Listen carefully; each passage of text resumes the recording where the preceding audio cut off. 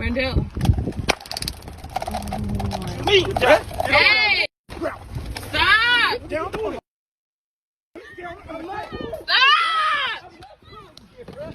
Just stop! He's not. Oh my God! Are you kidding me right now? This is my car. It's not even his car. He's driving. Just stay right here. He's driving because we just got out. We just got out of breakfast. I have to be able to. We know exactly where you got out of. Oh my He's got a warrant for his arrest. Just let him. What? Come on. Well, that's his business. But just stay over here. Just stay out of the way. Thank you. Okay, you're not part of this. I know I'm not part of. Can you please tell me what's going on then? He has a warrant for his arrest. That's all I'm going to tell you. Yes, and he's not complying with our commands. It's that simple. All he's got to do is walk back to us and it's game over. No. But he's playing games. Just stay put. Okay, let me record. Okay, you can record whatever you want. Please, please. Okay, I'm just... abo meeshaan nin meeshaana waa is soo tuuraa noloshu dhibsada nolosha yo waa qaawan yahana wallow ala gaarto caawa guduud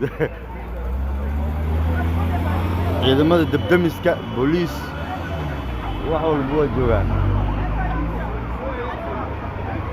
tabeelahu saaran yahay la socda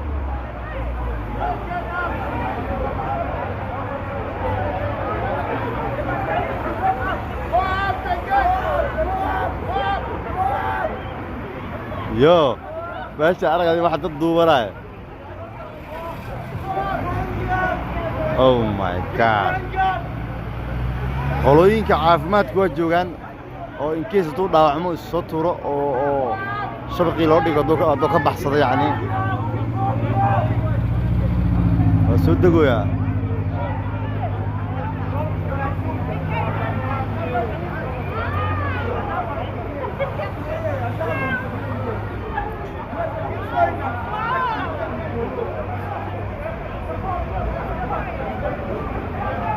yo wixii isturid maani waa dhedheela walaha waxa waqtiga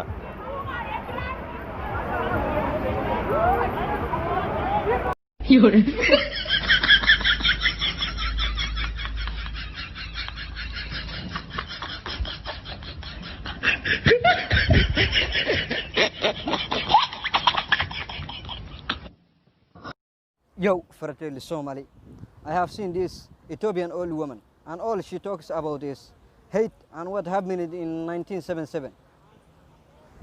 What was being done, who did what? Listen, young East African people, do we really give a shit what happened, who did what? Absolutely not, because none of us did.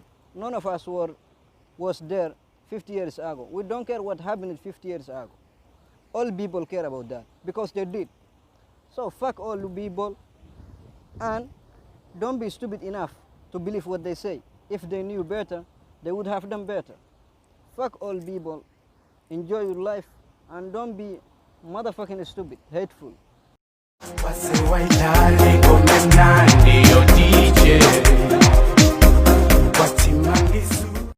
I'm like Nigerians to white people. Nigerians don't tolerate any nonsense that comes their way, and that's why there are not so many white people in Nigeria, because they think Nigerians are rude people. They think the Nigerians are not polite people to work with, but that is not the case. The Nigerians don't tolerate nonsense, and every time they answer you, you will think they are fighting. They are not fighting, they are emphatic. They know what they want.